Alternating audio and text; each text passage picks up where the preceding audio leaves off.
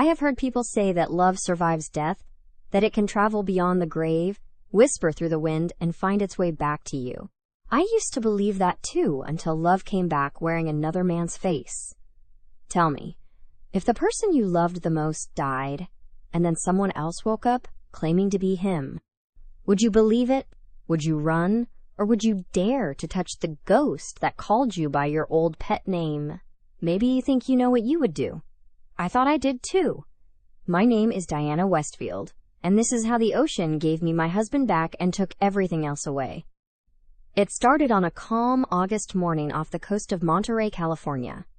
The sea was unusually gentle that day, the kind of blue that looks painted by someone with too much hope.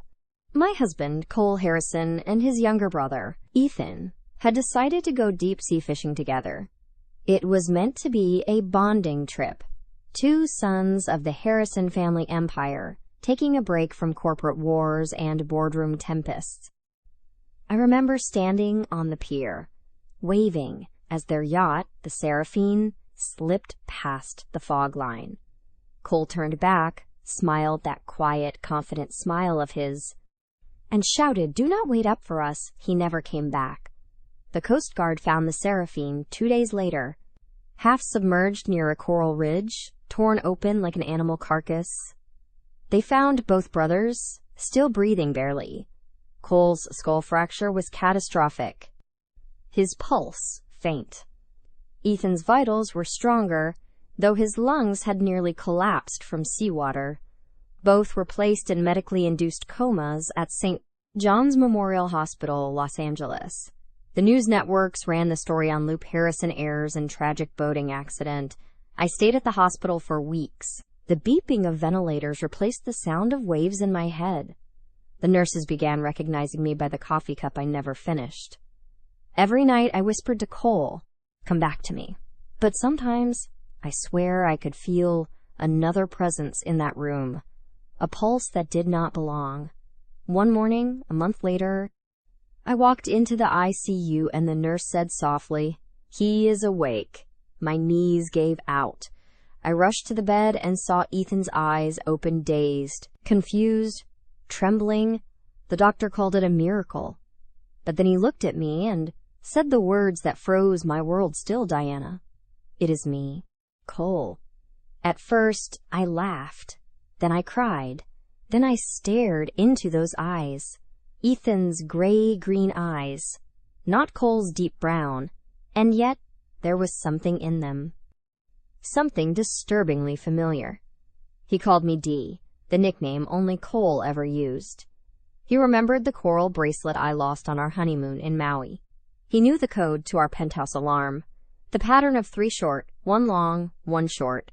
He even remembered the night we found out we could not have children naturally, and how we sat in silence for hours, staring at the city lights. No one else knew that.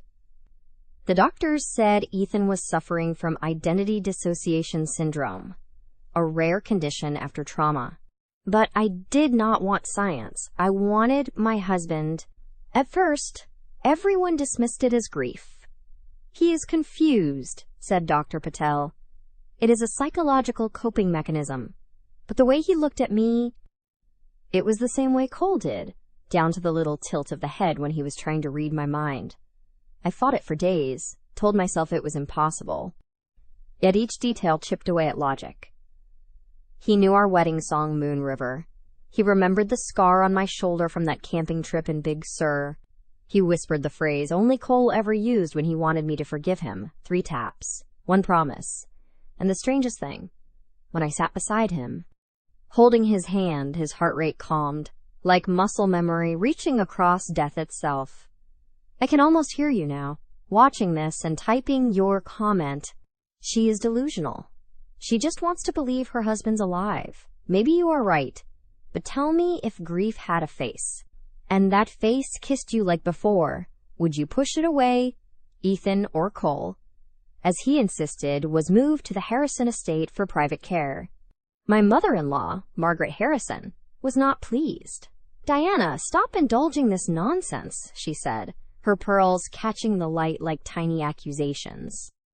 "My sons need recovery, not your fantasies." But she did not see what I saw. At night, he would hum the melody of Moon River without realizing it. He would walk through the house, touching the edges of furniture like a man tracing old memories. And one night, when I could not sleep, I found him in Cole's study, unlocking the safe, entering the same passcode only my husband knew, 0219, our anniversary. I started to believe, not because I was foolish, but because I was desperate. The world had taken my husband.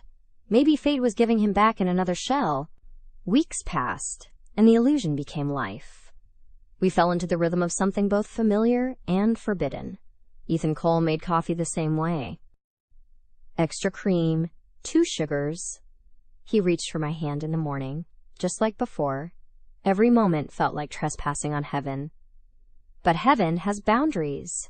One afternoon, Margaret stormed into the living room holding a DNA test report. She had forced a blood draw. "He is Ethan!" she screamed. "This madness ends now." He looked at her calmly, then at me. "Do you really need a test to know who I am, Mother?" For the first time, she slapped him. That night, I sat on the balcony, shaking. He joined me, wrapped his arms around me, and whispered, "Maybe I was given another chance because you were not ready." To let me go, his breath was warm against my ear. "Would you rather have the truth or the miracle?" I did not answer. I kissed him instead. We both knew what that meant. From that night on, the line between sin and salvation blurred. The house, once filled with silence, began to feel alive again. But in the corners of every smile there was the faint echo of guilt. Then came the news.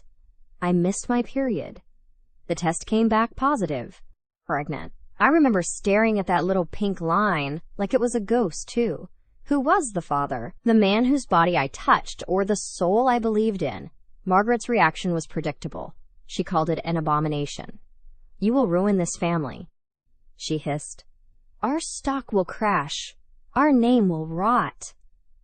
The Harrison Corporation's board was already uneasy after the accident. A scandal like this would ignite the media like gasoline. She demanded I terminate the pregnancy, but I refused. You might think that was courage. It was not. It was defiance born from despair. I told her, "You can protect your company, but I will protect my child." That is when she made the call to their PR division, to the lawyers, to the family physician. A plan was set in motion, a press conference. They would tell the world that I was pregnant with Cole's child, conceived through IVF from frozen sperm, months before the accident. It was a lie, but it was a lifeline. For the world, the Harrison heir was back in the form of his unborn child. For me, it was a way to keep the man I loved alive in the only way I could. Ethan stood beside me during that press conference, his hand steady on mine, cameras flashing like lightning. The crowd believed what they saw. The grieving widow carrying her late husband's child. No one noticed that the man standing next to me smiled too much for a ghost. They say the human heart can't tell the difference between love and habit. It only feels the pulse of familiarity and calls it home. I used to think that was poetic nonsense, until I found myself waking up beside a man who wore my husband's memories like a borrowed suit. Some mornings, I would catch myself staring at him, waiting for the illusion to slip. But it never did. His movements, his laughter, even the way he rubbed his thumb over my wedding ring, it was all the same. The only difference was the eyes. Ethan's eyes were too sharp, too awake, like he was watching me from behind a curtain that I was not supposed to touch. The press conference changed everything. Overnight, the world transformed our private tragedy into a national fairy tale. Harrison Miracle Baby trended across every major outlet. Stock prices soared. Investors returned. Margaret smiled for the first time in weeks, but it was the kind of smile that looked like a wound healing over poison. She had won the battle of reputation, but I could feel her watching us with growing suspicion. The night of the press conference, after the guests had left and the cameras stopped flashing, I found Ethan Cole sitting alone in the dark library. He was holding a glass of whiskey, untouched. The moonlight carved sharp lines across his face. "You did good today," he said quietly. I sat across from him, feeling the weight of the lie between us. "Did I?" He looked up. "You saved our future." The word "our" made my skin tighten. There was no us anymore? Not really. We were just two souls orbiting a shared secret. Yet, when he smiled, my heart betrayed me again. "Do you ever think about the real Ethan?" I asked. His expression shifted a flicker, like a shadow passing over sunlight. "He is gone, Dee. But what if he is not? What if stop?" His tone was sharp, final. "You have to stop questioning it. If you doubt me, everything falls apart." He leaned forward, his hand on my cheek. "Do not ruin what we have been given." I wanted to say that maybe what we would been given was a curse, not a blessing, but I did not. Because when he kissed me, the curse felt like mercy. The weeks that followed were a strange kind of peace. I began to document my pregnancy, sending photos to our PR team to humanize the Harrison brand. The public loved the story of the grieving widow carrying her husband's legacy. I loved the illusion of normalcy. But behind that glossy image, the house was splitting in two. Margaret avoided him. The staff whispered in hallways, and then the letters started arriving. Anonymous envelopes slid under my door at night. The first one read, "The sea does not trade souls, it buries them." I thought it was a cruel prank. But the next letter came with a USB drive. When I plugged it into my laptop, I found an email archive, thousands of messages between Cole and Ethan spanning years. At first, I thought they were harmless brotherly exchanges. But then I saw it. A subject line dated 6 months before the accident, about Diana. My hands trembled as I opened it. The words burned into me. "You said she would never look at me the way she looks at you. You were wrong." She did once. At Thanksgiving, you did not see it, but I did. The message went on, Ethan confessing that he loved me, that he envied his brother, that sometimes he imagined what it would be like if fate had reversed their lives. I scrolled, breath uneven, until I reached Cole's reply, "You are my brother. Do not let a woman make you forget that." My stomach turned. Ethan had loved me before the accident. He had hidden it under loyalty. Or maybe obsession. The next morning, I confronted him. He was making breakfast, humming that same tune. I held up the printed email. "What is this?" He froze. His hand tightened around the spatula. "Where did you get that? It does not matter." "Is it true?" He turned slowly, eyes calculating. "You should not dig through ghosts, Dee. You will only find things that hurt." "Answer me." His voice softened, but it did not feel human. "Yes, I loved you. I tried not to, but I did. And I still do." For a moment, the world tilted. The lie became heavier than the truth. "So you pretended to be him." He stepped closer. "I did not pretend. I became him because that is the only way I could love you without losing you." I backed away. "You stole his life." He was gone. His voice cracked, anger spilling like blood. "You think I planned this? You think I wanted the storm? I woke up and saw a chance to fix everything. I could give you what he could not." I slapped him. The sound echoed through the marble kitchen like a gunshot. He did not flinch. He just looked at me with those two bright eyes and whispered, "And yet you are still here. I did not know if it was love, fear, or both that kept me from running." That night, I found myself staring at Cole's Ethan's sleeping face. The longer I watched, the more the resemblance dissolved. His jawline was sharper, his breathing heavier, his hand twitching with restless dreams. The man I loved was gone. What remained was devotion, twisted into delusion. But how do you leave someone who wears your grief so perfectly? You tell yourself it is temporary. You tell yourself you will fix it tomorrow. Then tomorrow becomes forever. The next day, I went to see Margaret. Her illness had worsened. The chemo made her voice fragile. When I walked into her room, she was sitting by the window, a silk scarf around her head. "You have lost weight," she said. "Pregnancy does not suit guilt." I ignored the jab. "You sent me the letters, did not you?" She smiled faintly. "I wanted you to see him as I do, not as your fantasy. You knew about the emails, of course. Cole told me everything. He was worried about Ethan long before the accident." Her eyes softened, full of maternal pain. "He said Ethan watched you when he thought no one noticed." The air went still. "Why did not you tell me? Would you have believed me? You were too in love with the ghost of your husband to see the man who was quietly replacing him." She took my hand. "You need to end this before the baby comes. And tell the world what? Tell the truth. The truth would destroy everything. Then maybe everything deserves to be destroyed." She coughed, reaching for her oxygen. "Before I die, I need to know you will choose what is right." I looked away. What is right does not exist anymore. Later that night, I received another email. No subject line, just one sentence. "If you want proof, check the storm footage." Attached was a video file labeled seraphinecam2.mp4. I hesitated before pressing play. The footage was grainy, distorted by rain and chaos. But there were two figures fighting on the deck, Cole and Ethan. Cole was shouting something, the wind swallowing his words. Ethan lunged. A blur of movement. The camera tilted. Water rushed in. Then darkness. My breath caught. Did he push him, or was it an accident? The frame froze on a single image, Cole's hand slipping off the railing as Ethan's face twisted in shock or triumph. I replayed it over and over, trying to decode truth from static. But truth does not live in pixels. It hides in silence. And now, silence was all I had. I did not sleep that night. The video kept replaying behind my eyes like a looping nightmare.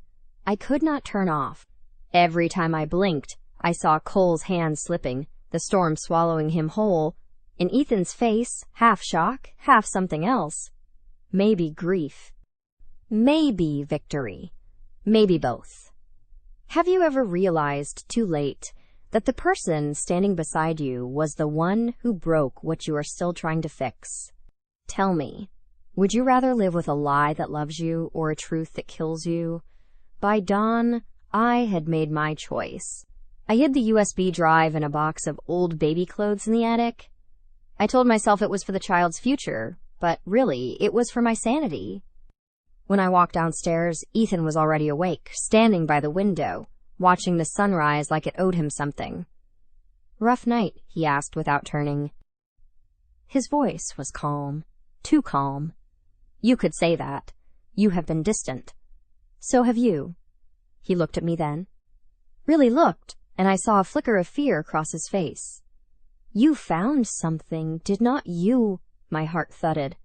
"What do you mean? You have been searching." "I can feel it." He stepped closer, the morning light cutting sharp across his jaw. "Whatever you think you saw, Dee, it was not what it looked like." I forced a laugh. "You sound paranoid." "Maybe because I know how you look when you are lying," he whispered. He reached out to touch my face, but I stepped back. His hand hung in the air, trembling for the first time since he had woken up. For a brief second, I saw the boy beneath the mask, the scared younger brother who'd loved too deeply, lost too much, and chosen the wrong way to make it right. Then the mask returned. "We have a doctor's appointment today," he said. "Do not forget to smile for the cameras." That was the day I realized he was no longer pretending for me. He was pretending for the world. The lines between truth and performance had collapsed, and all that was left was survival. Weeks passed. The pregnancy advanced. Margaret's health deteriorated faster than anyone expected. The doctors said she had months, maybe less. She refused further treatment, choosing instead to stay in the family estate, surrounded by silence and the scent of lilies. One evening, she called me into her room. The air smelled faintly of morphine and fear. "Diana," she said, voice barely a whisper, "I have written you a letter. Read it when I am gone." "You will find it in the piano bench. You will tell me yourself," I said, forcing a smile. She shook her head slowly. "No, some truths require distance." Her hand found mine, thin and cold. "Promise me you will protect the child from him," I hesitated. "He is the father." "No," she said firmly. Eyes wet. "He is the reason the father is dead." Her grip tightened. "Do not let him raise what he destroyed." Her words haunted me. That night, I sat alone in the nursery, surrounded by untouched baby clothes and faint lullabies from the old record player. The moonlight painted everything silver, like the world had forgotten its warmth. I thought about leaving, packing my bags, disappearing before the truth caught me too. But where would I go? The Harrison name was both a shield and a prison. Without it, I was no one. With it, I was complicit. 2 nights later, Margaret passed away. The funeral was private, elegant, cruelly beautiful. Ethan stood beside me in a black suit, hand gripping mine so tightly it hurt. The cameras clicked. Reporters whispered. The headlines called us the tragic survivors. I called us something else, the lie that lived. After the service, I slipped back into the mansion while the guests left. I went to the piano, lifted the bench lid, and found a sealed envelope with my name written in, Margaret's handwriting. Inside was a letter and a small silver flash drive. My hands shook as I read. "Diana, if you are reading this, I am gone. You deserve to know the truth, even if it kills what is left of your love. The doctors were wrong. Cole died on the deck that night. The Coast Guard confirmed it in their unreleased report. He had no pulse when they found him. But Ethan was conscious. He told them his name was Cole Harrison. He signed the forms. By the time anyone realized, the press had already run the story. He made them believe. He made all of us believe. I did not expose him because I thought perhaps this was his punishment, to live wearing the face of the brother he betrayed. But you have a child now. You can't build a life on ghosts. I dropped the letter. My breath came in short, sharp gasps. The flash drive was still in my palm, cold as truth itself. I plugged it into the nearest laptop. A video began to play Margaret's own recording, filmed weeks before she died. She was sitting by the same window where she would spoken to me. If you are watching this, my dear, you have seen what he did. You know who he is. Do what I could not. End the charade. Save yourself before it consumes you. The screen went black. My reflection stared back at me, pale, trembling, hollow. I did not hear Ethan enter until he was behind me. You found it. His voice was low, dangerous. I turned. You killed him. I saved you. You stole him from me. I gave him back to you, he hissed. You think love is pure. It is never pure. It is hunger dressed as devotion. He had you, but he did not deserve you. I slapped him again, harder than before. You do not get to decide what I deserve. He laughed, a sound that did not belong to either brother. And yet, here we are, you are carrying my child. No, I whispered, shaking. You are carrying his ghost. His expression cracked, fury and despair colliding. You can't erase me, Dee.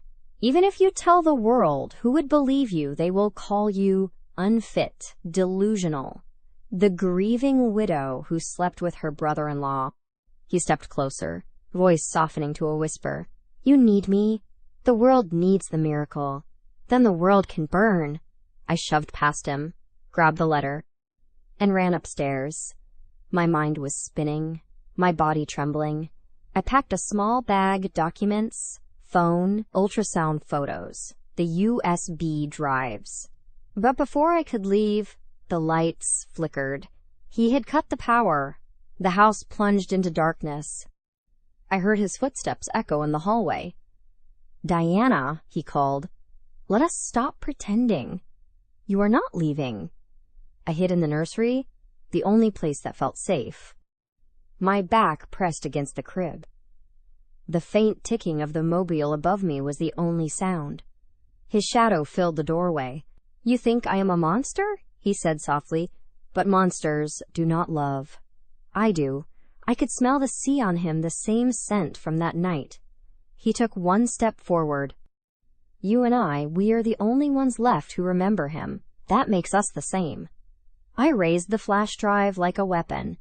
"Come any closer, and I will make the world remember the right one." He stopped. For a moment, I thought he would lunge. Instead, he smiled a broken, terrifying smile. "You won't, because then you lose me too." And he was right. For a second, I hated myself for realizing it. I could not lose him, not again, not like this. Because love and grief are twins wearing different masks.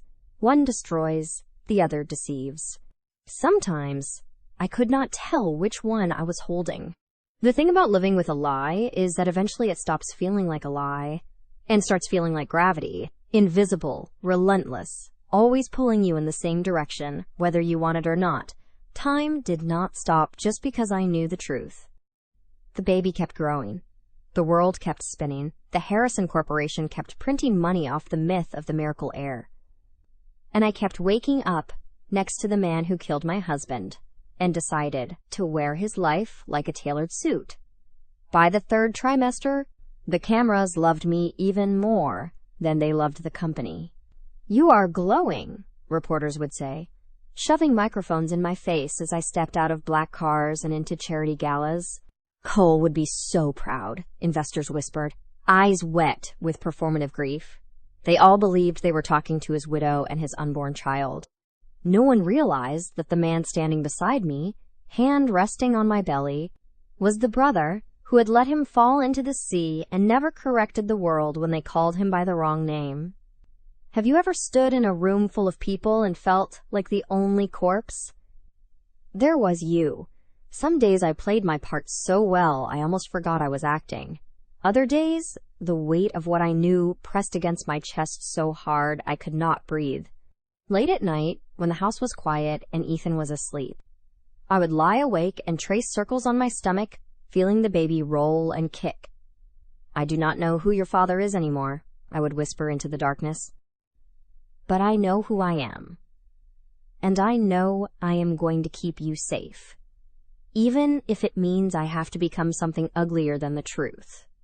One afternoon, about 6 weeks before my due date, Harrison Corporation held a closed-door investor summit.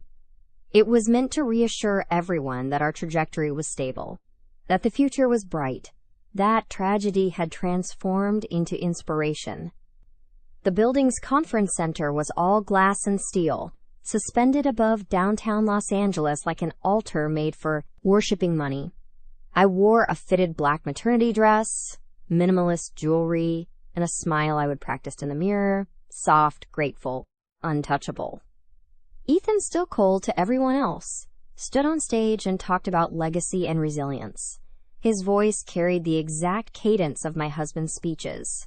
If I closed my eyes, I could almost believe Cole was still here. But I did not close my eyes anymore. I would seem too much. During a break, I slipped away from the crowd and found myself in a small side hallway, leaning against a cool marble wall, trying to catch my breath. The baby kicked hard, as if protesting the tightness in my chest. "You okay?" a voice asked behind me. I turned to see a woman late 30s, sharp bob blazer, press badge clipped to her lapel. Her name tag read Lena Brooks, investigative correspondent. Not the usual fluff journalist they let in for feel-good stories. "Just a little dizzy," I said. "Too much air conditioning and not enough food." "I appreciate you stepping aside," she replied lightly. "Gives me a chance to introduce myself without your team hovering." My throat tightened. "My team, PR security. Lawyers. Pick your poison," she smiled, but her eyes were clinical, dissecting. "I have been trying to get a private interview with you for weeks. Your people say you are not available." Funny thing is, whenever they say that about someone, it usually means there is a story worth telling. I forced a polite laugh. I am just pregnant, not mysterious. See, that is where we disagree, she said quietly, stepping closer. Because I have seen the Coast Guard's preliminary report from the night of the accident. And there are discrepancies. My skin went cold. I do not know what you are talking about, she shrugged. Maybe you do not. Maybe you do. But I thought someone in your position might want to know that there are questions about what really happened. On the Seraphine, who was conscious? Who spoke to whom? Who signed which name? My heart hammered. Why are you telling me this? Because in my experience, women like you know more than they are allowed to say. And because I do not like being lied to by rich men who think the ocean can wash away the truth. Her gaze softened, just a little. If you ever decide you want to talk, anonymously or otherwise, here. She slipped a card into my hand. No cameras, no pressure. Just facts. Before I could respond, Ethan appeared at the end of the hallway.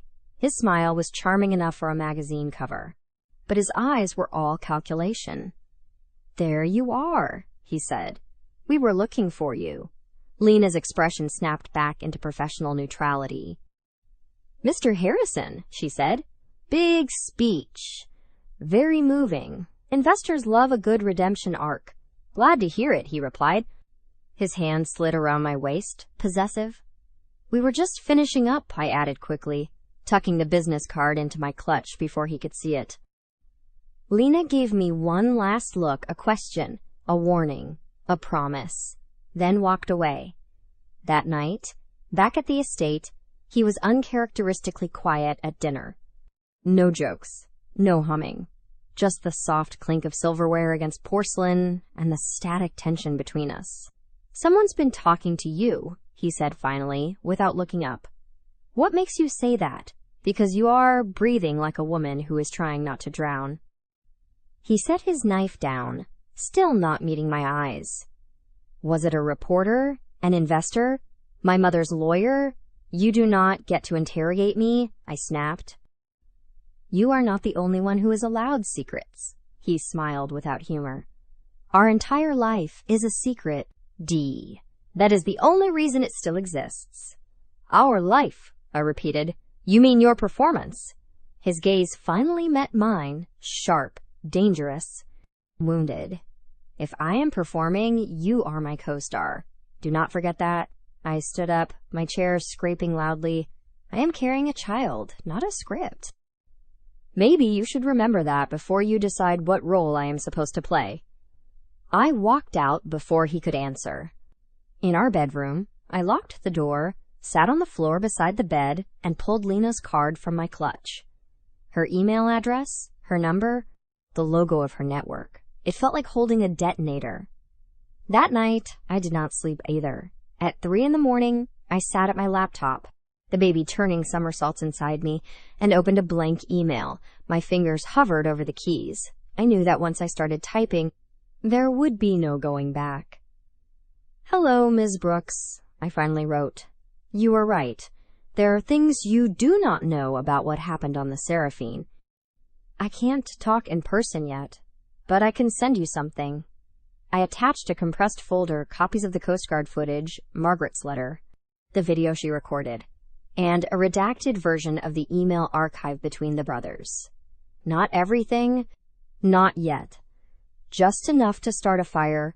I hesitated before hitting send, my entire body trembling. Then I pressed the key and watched the little paper plane icon disappear into the digital void. There, I whispered to the baby. Now it is not just my secret anymore. For 2 days, nothing happened. No calls. No strange cars outside the gate. No sudden news segments. I started to think maybe she had not opened it. Maybe it got buried under 10,000 other scandals. Maybe the universe had given me one last chance to back out.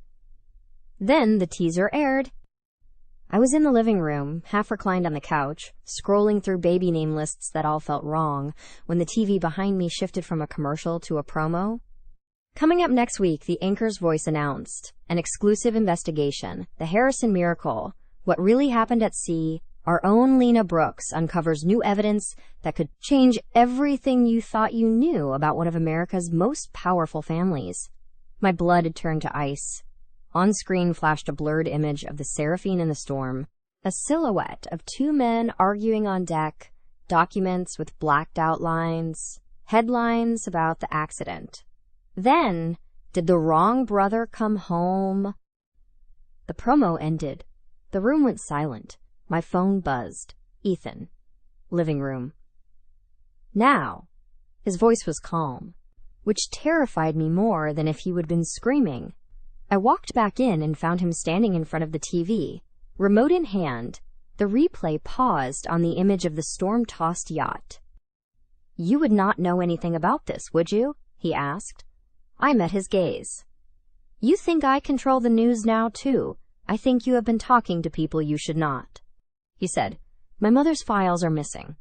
Her lawyer is suddenly very interested in ethical compliance.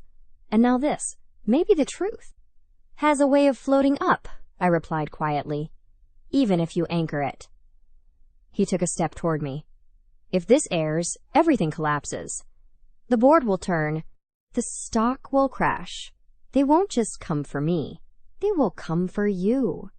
For our child." "Our child," I repeated.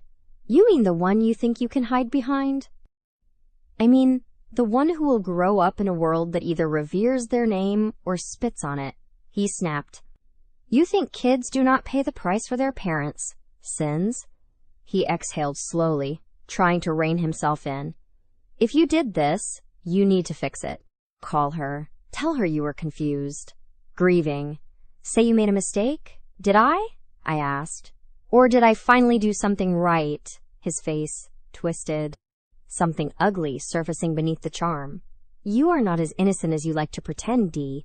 You knew who I was. And you stayed. You let me touch you. You let me hold you. You did not run. I was scared. You were lonely." He stepped so close I could see the tiny gold flecks in his eyes. "Do not rewrite your own motives just because you hate mine." I wanted to hit him again. I wanted to scream. Instead, the baby kicked so hard, I gasped and grabbed my stomach. Pain shot up my spine. His expression changed instantly, fear replacing fury. "What is it, just?" "A contraction," I whispered. "Braxton Hicks." It is early. But the look in his eyes told me he would just realize what I already knew deep down. We were running out of time. 3 days later, the network announced the air date of the investigation, 1 week. 7 days, until the world heard the first crack in the Harrison fairy tale. The board called an emergency meeting. Lawyers swarmed the estate. Crisis PR strategists cluttered the dining room with laptops and color-coded threat maps. Everyone was talking about controlling the narrative. No one was talking about what actually happened. "We will issue a preemptive statement," one of the attorneys said. "Question the credibility of the source. Hint at defamation. If we suggest she is exploiting a grieving family, viewers will be primed to doubt her.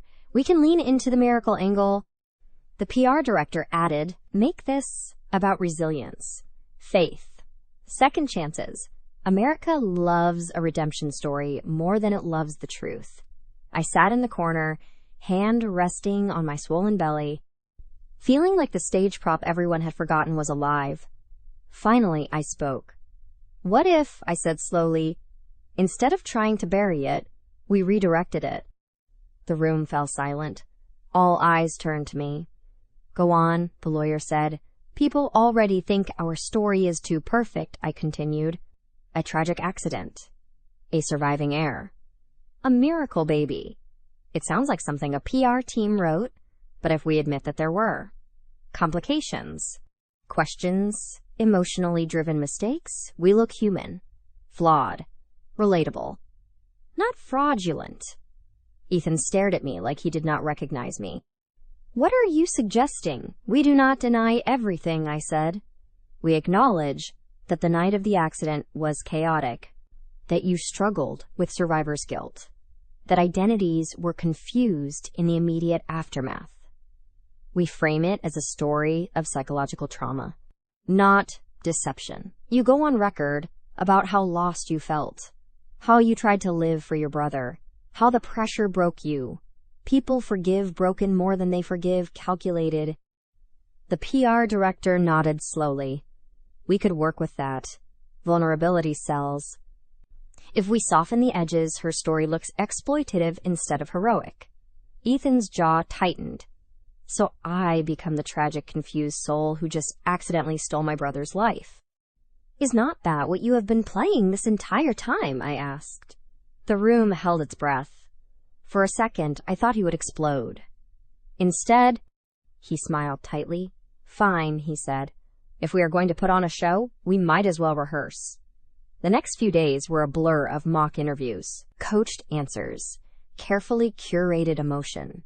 I watched him practice crying in front of a mirror, watched him rehearse the line, "Sometimes I wished I had died instead," until it sounded almost convincing. I answered my own set of questions, manually calibrating my voice to sound fragile but composed. Yes. It was confusing at first. Yes, it was hard to accept. Yes, grief plays tricks on your mind. No. I never questioned his identity now. Lie, lie, lie. Have you ever heard your own voice on tape and realized it belonged to a stranger? That is what those rehearsals felt like. On the morning of the broadcast, I woke up with a deep, twisting pain low in my abdomen. At first, I thought it was just stress, or the baby shifting. But then the pain came again, sharper, longer, radiating across my lower back.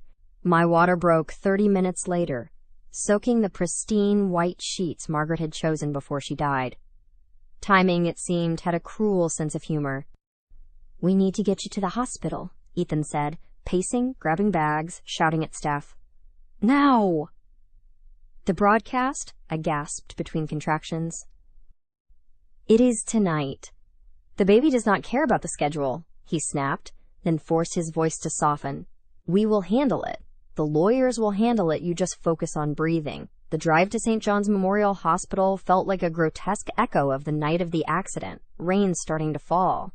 Clouds gathering, the city blurring past in streaks of red and white. Every bump in the road sent another contraction ripping through me. In the back seat, I clutched the USB drive. I would slipped into my pocket at the last second, the metal digging into my palm like a reminder that I still had control over something, even if it was small. "Give that to me," he said at one point. Glancing back, "You do not need to be worrying about anything but the baby." "I am fine," I panted. "Focus on the road." He did not push it. Not then. Labor has a way of stripping everything else away. The noise of lawyers, reporters, corporate crises, all of it faded under the thunder of my own screams and the relentless rhythm of my body trying to tear itself open. Hours passed in a haze of bright hospital lights and masked faces and nurses telling me I was doing great, just great. Almost there, keep going. Somewhere in the background, a television played muted news coverage. I caught glimpses between contractions, Lena's serious face, the Harrison logo, the words, "Special report" in red at the bottom of the screen. "Do you want the TV off?" a nurse asked. I shook my head. "No," I rasped. "Leave it. I want to hear. The world breaking."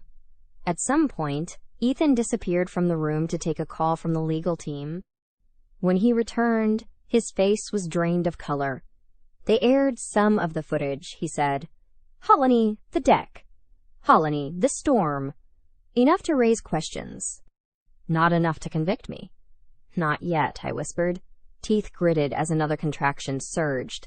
But storms do not stop halfway. He grabbed my hand, squeezing it hard. "We can still fix this. We just have to stick together." I looked at him then, really looked. He was sweating, shaking, eyes wild, not with guilt, but with the terror of a man realizing his fantasy might be collapsing around him. And in that moment, I understood something I had not before. He was not just cruel, he was weak, and weak people are often the most dangerous. "Push," the doctor said. So I did. I pushed like I was trying to force every lie out of my body, along with the child I never asked the universe for, but loved more than my own skin. Pain exploded through me, white, hot, blinding. I thought of Cole's hand slipping beneath the waves. I thought of Margaret's letter. I thought of Lena's voice asking, "Did the wrong brother come home?" Then, suddenly, there was a new sound in the room, sharp, raw, furious. A baby's cry. Our baby's cry. They placed the tiny, squirming body on my chest, slick and warm, and wailing at the injustice of existence. I laughed and sobbed at the same time. "Hi," I whispered. "You made it." Ethan stood at my side, eyes wet. "She is perfect," he breathed. "She?" I asked. "A girl," the nurse confirmed, smiling. "Healthy lungs, healthy heart." I stared at her, this small, furious creature with Cole's nose and a tiny arch to her brows that looked like neither of them but like someone entirely new. For the first time in months, I did not feel like a fraud. I felt like a mother. A television anchor's voice cut through the air from the corner of the room where someone had turned the volume up. Questions remain about the true events of the Harrison yacht tragedy. She was saying, while legal representatives for the company deny any wrongdoing, anonymous sources suggest the wrong brother may have been identified in the immediate aftermath. One thing is certain, this story is far from over. I looked up at the screen, then at the man beside me. His jaw was clenched so tightly I could see the muscle jumping. He looked down at the baby, then at me, as if trying to anchor himself to something real while the world outside began to tilt. "Whatever they say," he murmured, "whatever they do, we protect her. We protect us. Promise me, Diana." I ran a fingertip along my daughter's tiny hand as it curled around mine. Unbelievably strong for something so small. Protect her. Protect us. Protect the lie. Protect the truth. In that moment, I realized I did not have to choose yet. Time had bought me one more breath. One more pause between the storm and the verdict. "I promise," I said softly. I just did not say what I was promising to do. The news did not die the next day. It multiplied. Every morning, new headlines sprouted like weeds: corporate tragedy or murder cover-up. The miracle heirs birth amid scandal. Anonymous source claims identity fraud inside Harrison Corporation. Ethan tried to keep up with the damage control calls. Lawyers, interviews, but the tide was too strong. I stayed in the hospital for 5 days, pretending to be the fragile new mother the cameras wanted to see, while secretly watching the world collapse on the tiny screen of my phone. Lena's report had detonated everything.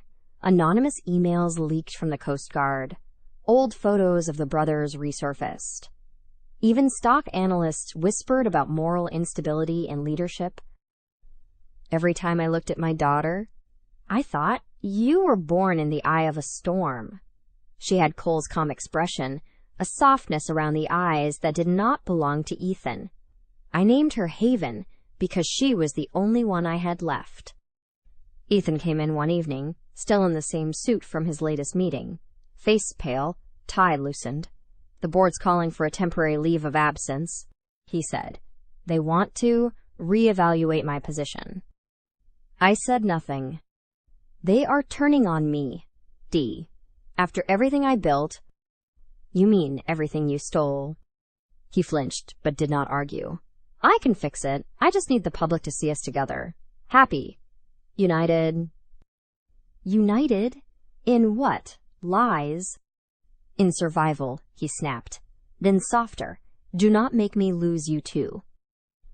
I almost laughed. "You never had me."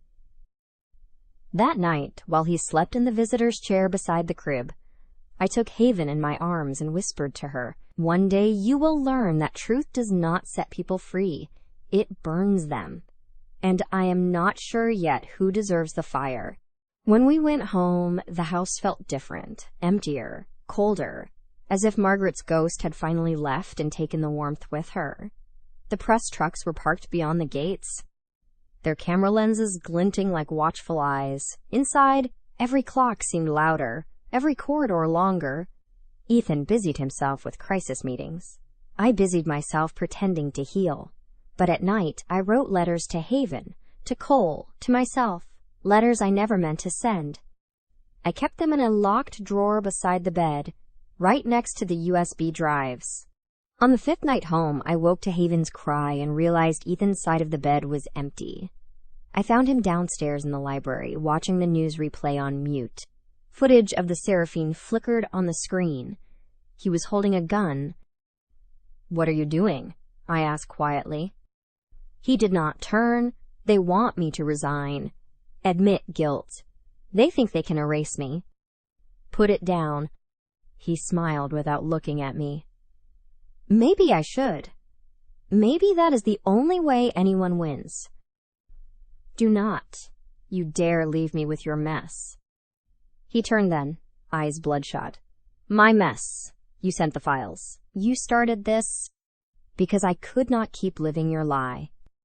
He raised the gun, not at me, but toward his own reflection in the window. "Then maybe I will end it." I stepped closer. Voice steady though, my hands shook. "If you do this, she grows up thinking her father was a murderer. If you live, she still gets a chance at something real." For a second, the world held its breath. Then he lowered the gun and dropped it onto the rug. "You always were better at manipulation than me," he whispered. The next morning, he was gone. No note. Just the gun, the half-empty whiskey glass, and a message left on my phone. "I am going to fix it. Do not wait up for me." 3 days later, the Coast Guard found a car abandoned near the same cliff road that led to the sea. No body. Just his watch, resting on the rocks. The media called it a second tragedy. The board called it closure. Lena called it convenient. I did not call it anything. I just sat in Haven's nursery, rocking her until the dawn light turned the walls gold. Maybe he was dead. Maybe he was just somewhere else, rewriting the story one last time. Either way, I knew the cycle was finished. The truth had consumed everyone it touched, and somehow I was still standing. Weeks later, Lena visited me at the estate. No cameras, no microphone. Just 2 women sitting by the same window where Margaret once sat. "You got what you wanted," I told her. "The truth." She shook her head. "I got a story. Truth is something else." She handed me a folder. Inside was a final report confirming Cole's death and Ethan's deception. "You can release it, or you can bury it. Either way, it is yours now." I stared at the papers. "Why give it to me?" "Because you have paid enough for other people's lies," she said. "Decide what happens next." After she left, I walked to the balcony, the ocean stretching endless below. I held the folder in one hand, Haven in the other. The wind caught the pages, tugging gently. I thought of fire, of water, of forgiveness. Then I let the papers go. They scattered into the air, carried out to sea.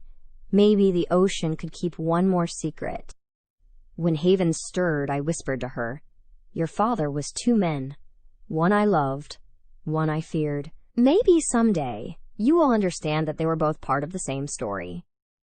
The sun slipped behind the clouds, painting the horizon in bruised gold. Somewhere out there I imagined the waves curling over the wreck of the Seraphine, the ghosts finally quiet. If love survives death, maybe so does guilt. Maybe both are just tides pulling, returning, erasing the footprints they leave behind. I kissed Haven's forehead and said, "The only truth I had left. We are free." And for the first time, I almost believed it. 6 months have passed since the world stopped calling me the miracle widow. Funny how people move on when the story no longer fits their need for tragedy. They took what they wanted, grief, redemption, scandal, and left me with the silence. But silence does not stay empty for long, does it? Tell me. If you finally escaped the monster who ruined your life and then heard his voice again, would you answer? Would you want to? I did not. I should not have. But curiosity is a kind of grief, too. The phone rang on an ordinary afternoon while Haven was asleep. A blocked number. I almost ignored it. Almost. When I answered, the voice on the other end was soft, measured, unmistakable. "You are still terrible at hiding." D. My stomach dropped. Ethan. Or whatever version of him the sea had not taken. "You are dead," I said, my voice cracking. He laughed quietly. "Death's overrated. Easier to disappear when everyone's mourning you." I pressed my hand against the counter to steady myself. "What do you want? A conversation?" "One last one." "For old time's sake." "You do not get old time's sake?" I whispered. "You took that when you let him drown." "Then call it closure." His tone shifted, sharper. "We need to talk. Or the people who found me first will come to you next. Choose how you want the truth to reach your doorstep. Tell me, what would you do? Hang up and pray, it is another ghost, or meet the devil? You buried?" I said yes, because deep down I needed to know if monsters still bleed. He told me where to go, an abandoned lighthouse off the Mendocino Cliffs, an hour north, the same coast that swallowed the Seraphine. I lied to my neighbor, left Haven sleeping in her crib, said I had errands in town. Mothers make 1,000 lies sound maternal when they need to. The drive was a tunnel of fog, the road slick and narrow, the radio whispering static. Every mile felt like traveling backward into the night. I would spend trying to pull Cole's ghost from the sea. When I reached the lighthouse, the world was gray. The ocean below roared like something alive. And there he was, leaner, hollow-eyed, wearing the same charm that once fooled everyone, even me. "You look good," he said. "Motherhood suits you." "You look like a mistake," the ocean returned. "Harsh," he smiled, "but fair." I stayed 5 steps back. "Say what you came to say." He reached into his coat and pulled out a small black envelope. "I came to give you this." I did not take it. What is it? Proof of everything. The board, the forged signatures, the money trails, all of them complicit. You could burn them all with one click. "Why me?" "Because you already did it once," he said quietly. "You like pretending your hands are clean, but we both know you enjoy setting fires." He stepped closer, eyes glinting. "If you expose this, they will drag you into it. You are part of the lie now. If you keep it buried, the world forgets us. Either way, you lose." He smiled faintly. "So tell me, Diana, what kind of ending do you want?" Have you ever been offered justice and realized it would destroy the only peace you have built? I wanted to scream, to tell him that peace was a myth. "Instead," I said, "give it to me." He hesitated, then handed over the envelope. Our fingers touched for a fraction of a second, and the air between us felt electric with everything we had not said. "What are you going to do with it?" he asked. "Maybe I will decide after you are gone." "I am already gone," he said. "I just wanted to see if you would bury me properly this time. If you come near Haven, relax." "I am not cruel." He turned toward the sea, coat flapping in the wind. "I just wanted you to know that truth does not die. It just waits." Then he walked away, swallowed by fog. I stayed until the sun bled out over the horizon, the envelope trembling in my hands. That night, I sat at the kitchen table with a single lamp on. Haven slept upstairs, her soft breathing carrying through the monitor. I opened the envelope. Inside were printed emails, transfers, photographs, Ethan with Harrison executives, time-stamped weeks before the accident.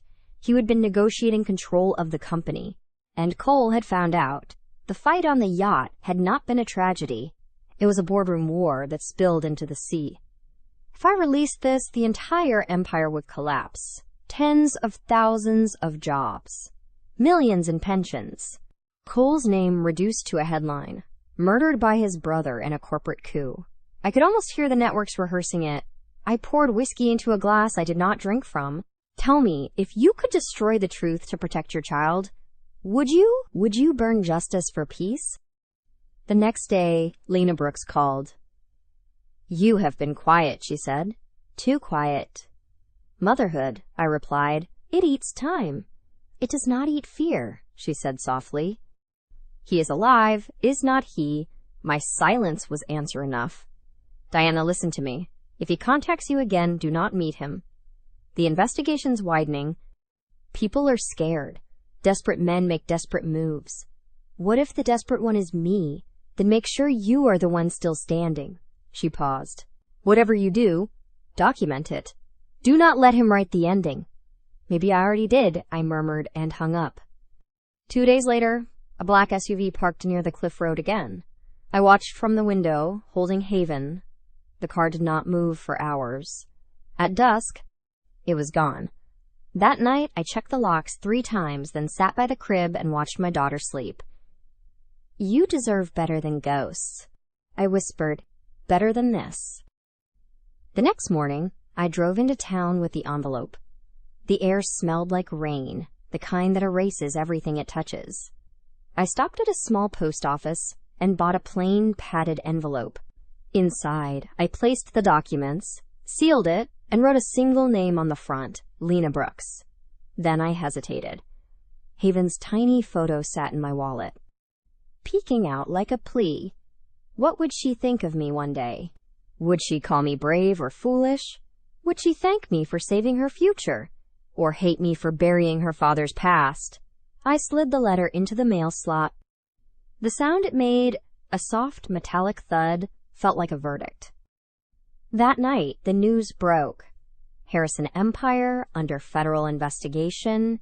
Source confirms new evidence linking late CEO's brother to corporate fraud and identity manipulation. I turned off the television before the anchor finished reading. The phone rang again. Unknown number. I answered without speaking.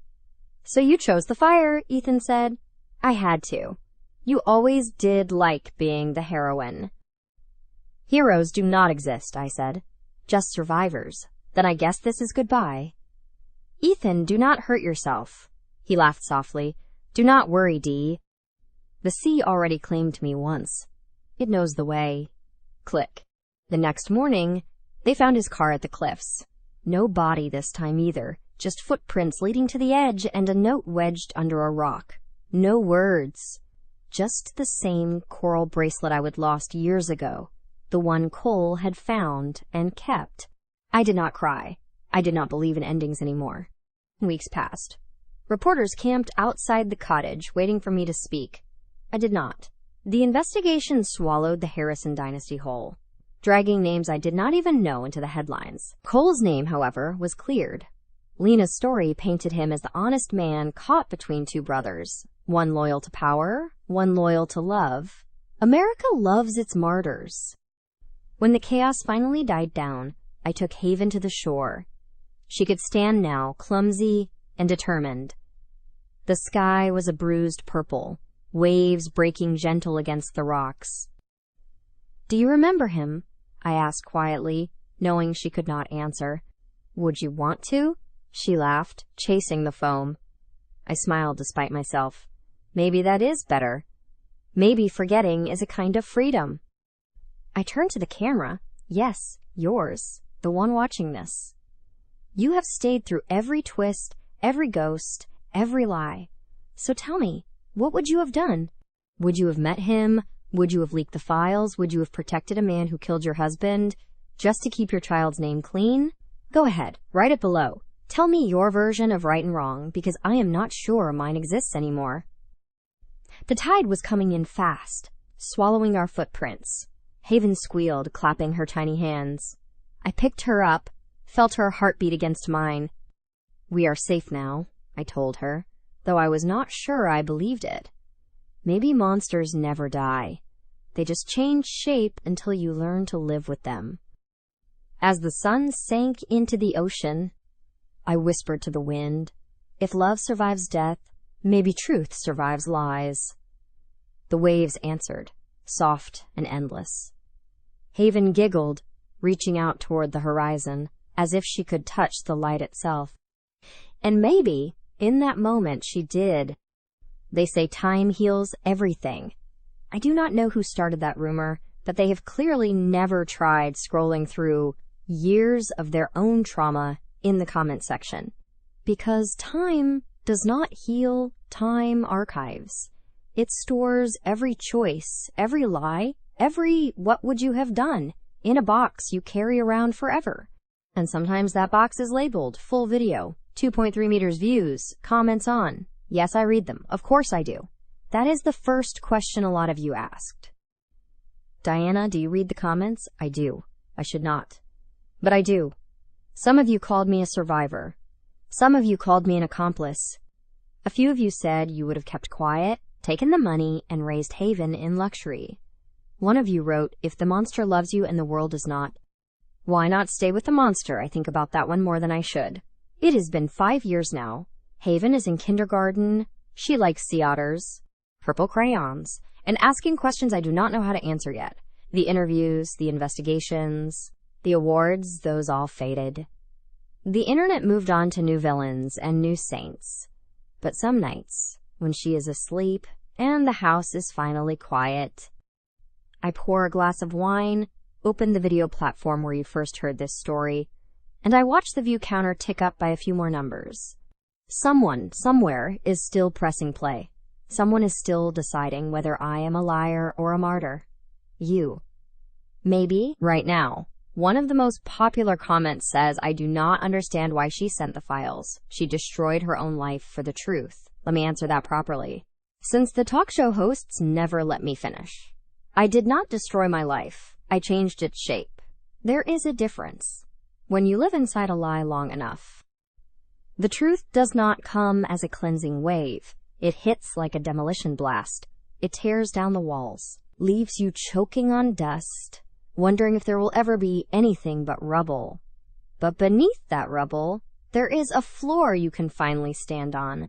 For the first time in years, my feet are on something real.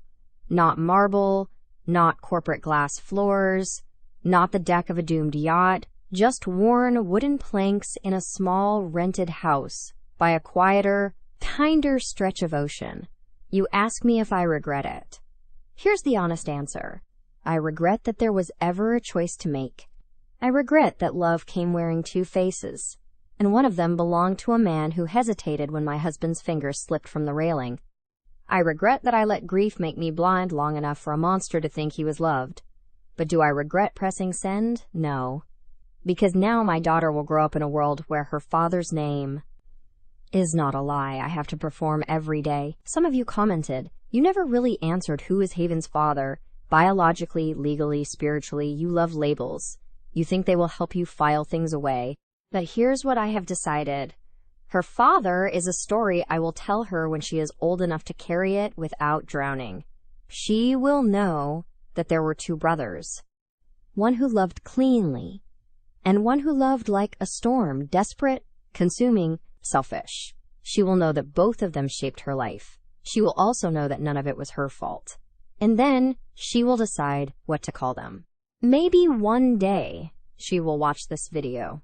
Maybe she's watching right now, years from my present, clicking on a link someone sent her with a caption.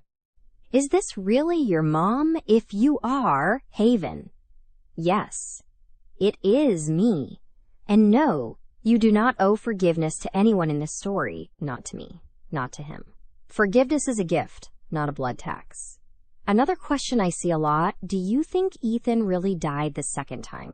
Short answer, I do not know. Long answer, it does not matter as much as you think. The official report says yes.